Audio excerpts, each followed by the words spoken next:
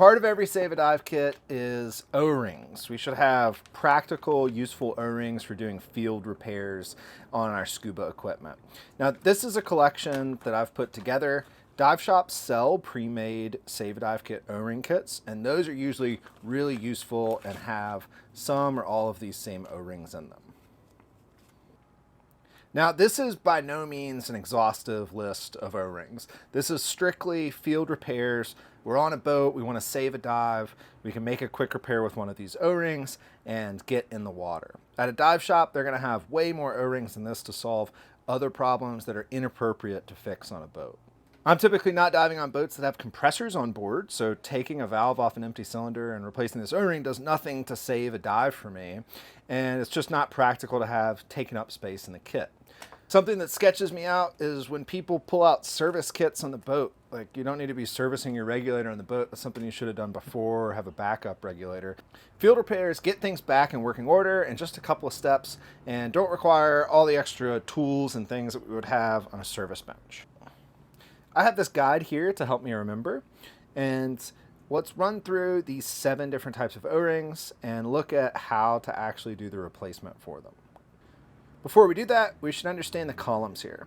Size is the O-ring size, so the smaller the numbers, the smaller the O-ring. Double aught 3s, for example, are those little guys, whereas 11-12 is much larger. Durometer is going to be the hardness of the O-ring, so this is how difficult it is to compress and let it go. Something like 90 is going to be harder to compress than a 70. And use is where we use it on our scuba system. First up on the list is the SPG swivel, and this is really common. We hear a hiss when we turn on our tank or on our safety stop after the first dive. We see small bubbles coming out of this fitting here or this fitting here. That's typically a failure of these 003 O-rings, which are attached to the swivel inside of this pressure gauge. Now, these are very small O-rings. They're really easy to replace. We can take our fingernail or a pick, peel them off, and slide a new one on there. We need to make sure that we apply adequate and appropriate lubrication here, because what this swivel does and why it's so prone to failure is it allows our SPG to spin while under high pressure. So this whole system is at 3000 psi, and we're able to spin it around to look at the SPG without rotating the hose, which is attached on this end to a fixed first stage. If we're not diligent with our dust caps and we allow water to get into our high pressure hose and it goes down here, it's going to corrode this area because unlike a second stage, the water doesn't get blasted out when we turn the tank on. It just gets moved around in this area. So this is a common area for corrosion. We can use a wrench to take this apart, remove the spool, and either replace the O-rings, or for speed and efficiency on board the boats, I just carry a bunch of extra spools, and when I get back home, I can swap out the O-rings on the old spool after I clean it up, and it can go back into this bag to be used as a backup in the future. So that's 003, that's the SPG swivel O-ring, and that's a super common one that everybody should definitely keep spares of. Next up on the list is a 010, and this one sticks out because it's a 70 durometer instead of a 90 durometer. So this is a 70 right here, and this is a 90. Now I can crush both of them, but the 90 takes way more effort than the 70, which just smooshes really easy. So you can tell the difference when you mush them down, and 70 is what we want for this application. This softer O-ring that sits inside the low pressure hose on the second stage side is a pretty dynamic O-ring. As we rotate the second stage around, that O-ring gets moved. Now, this O-ring is kind of sneaky. It's hidden inside this collar right here. And I can use a pick to point it out. That's the O-ring right there. So that O-ring sits inside the second stage. When it's connected, that allows the regulator to rotate around. 90 durometer O-rings are a little too hard in here. They have a habit of getting kind of bound up and extruding and failing. So we want to go with a 70 durometer O-ring or whatever the manufacturer suggests, but I keep 70 durometers in my Save a Dive kit. Accessing these O-rings is a little bit more difficult. You've got to take a pick and either go on top of the O-ring, end up underneath it and pull it out, just like that. Or you can go underneath the O-ring and pop it up. Once you have the O-ring out, you can replace it by just pushing it over one side, pushing it over both sides, and then using your pick or something else that's soft to just push it into place, and it slides right in. One of the common ways that this O-ring gets extruded and broken is when people have their hoses finger tight. Now, I understand the logic here. If it's finger tight, I don't need a wrench. I can take this off, swap hoses, whatever I need to do, and no tools are required.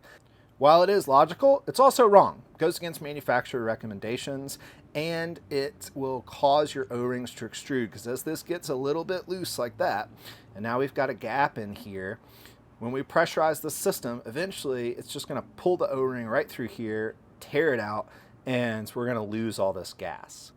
And right here we've got an example of that. This is a torn O-ring on a second stage hose, which would have caused a pretty major leak right there.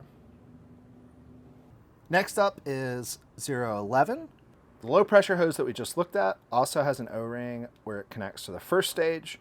And it's the same O-ring that these port plugs, which blank out threaded holes, use. So those provide the seal against the first stage. Same thing here for failures. If we have this finger tight, it's super common, or maybe it just works itself loose. It's super common to get this O-ring extruded by the first stage, and then we have a leak there. Taking these off is really simple. We just take our pick, run it inside the O-ring, and pop it off.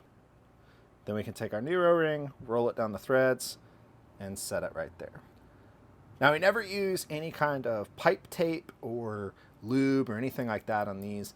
They are just O-ring threaded into that port, and that's all that it needs. This size also works for cylinder valve stems, which is this O-ring here inside the valve. And you might be thinking, well, that's crazy. You said we could fix all this stuff on the boat. That's the internals of a valve. The tank would need to be empty to service that.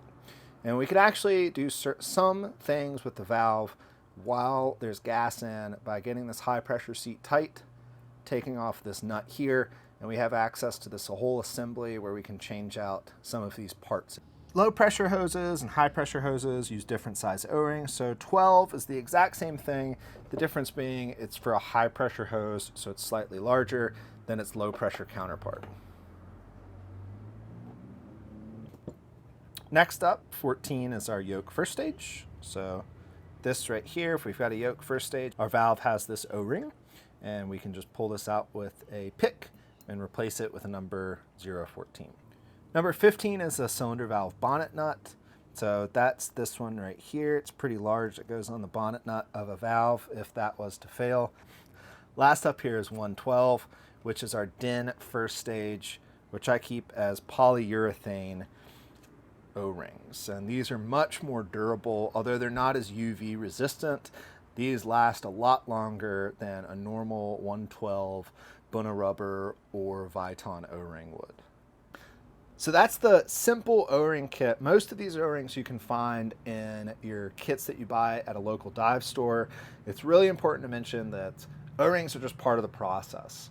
Like learning from a mentor or an instructor, an equipment specialist class who can actually run you through how to do these things is going to give you a lot more competence and confidence.